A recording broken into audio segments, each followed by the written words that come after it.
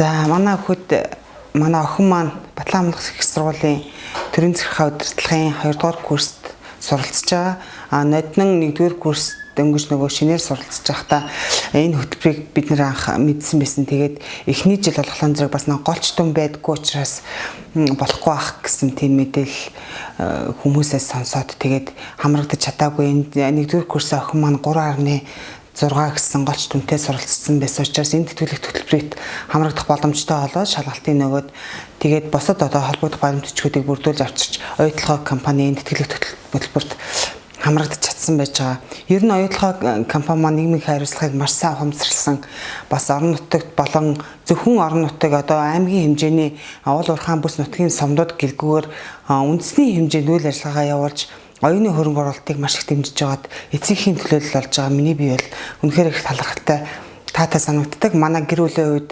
нөхөр битэр одоо амбал 3 хүүхэдтэйг ингээд тавуулаа амьдэрдэг. Энэ маань одоо энэ хөтөлбөр хэрэгжээд манайх энэ хөтөлбөрт хамрагдаж байгаа. Манай амьдралд бол нэлээд их хөрөнгө оруулалт болж байгаа.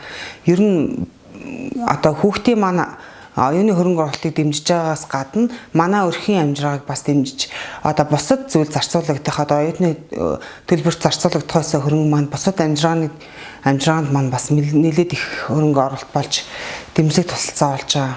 За тэгээд би энэ сая намар ингээд оюутнуудыг бас голч дүнгээ авчираад энэ мэдээлэл бол ерөнхийдөө бүх хэвлэл мэдээлэл хэрэгслэр хангалттай цацагдж байсан, нэлээд их хугацаанд тавигдсан.